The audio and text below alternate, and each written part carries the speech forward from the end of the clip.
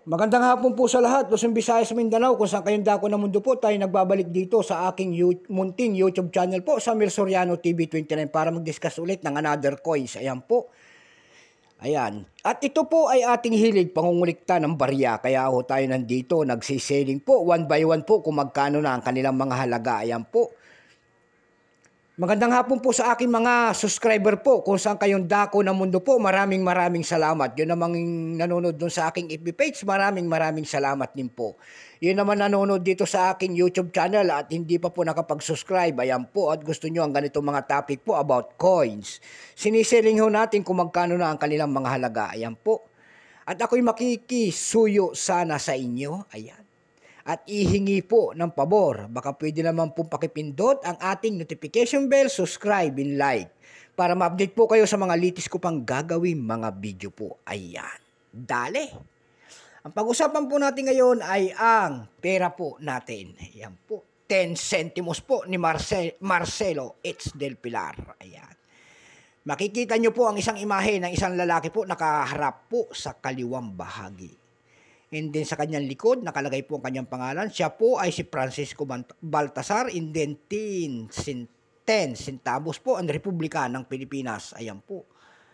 At dito po sa kanyang harap, ito po ay kanyang harap. Akala ko ang harap, yung kabila, ito pala. Ayan po. Makikita nyo ang year 1971. And then, ayan po, kung tawagin natin yan, ay Coat of Arms of the Philippines. Makikita nyo po ang simbolo po ng isang leon na nakatayo, and then agila. And then tatlong bituin po, ayan. At ang selyo po ng ating Bangko Sentral na luma, ayan. Papaliwanag ho natin kung anong simbolo ng mga yan, ayan po. Yung leon po ay simbolo po ng Espanya, yung agila po, simbolo po ng Amerika, yung tatlong bituin dyan, yan po ay Luzon, Visayas, Mindanao. Ayan. Bago tayo magsimula sa ating talakayan, kikilalanin mo muna natin siya. Siyempre, issue po, Philippines, period, Republic, 1946 up to date po, type standard circulation coins years, 1967 hanggang 1974, value nito 10 centimos po. Currency piso, 1967 up to date po. Composition po nito ay nickel brass. May bigat lamang po itong 2 grams. May haba po itong 17.85 mm. May kapal po naman itong 1.15 mm. Hugis po, bilog.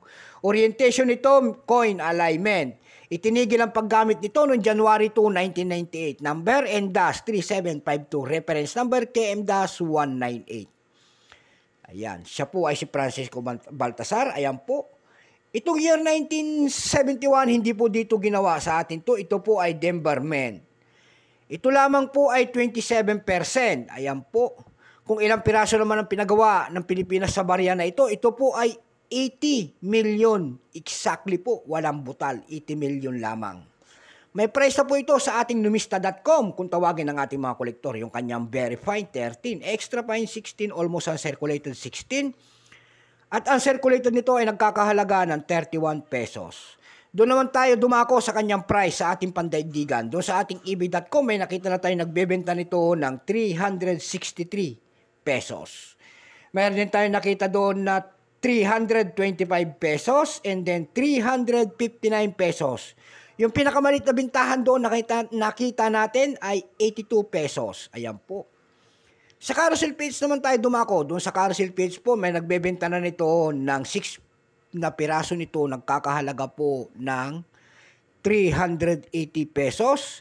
And then mayroon din 6 piraso doon. Nagbebenta rin ng 280 pesos. Ayan po, bultuhan po, 6-6. Ayan, so hanggang dito na lamang po. Sana naliwanagan kayo sa price ng ating coins na ito. So hanggang dito na lamang, Luzon, Visayas, Mindanao, kung saan kayong dako ng mundo po. Keep safe po sa lahat, and God bless.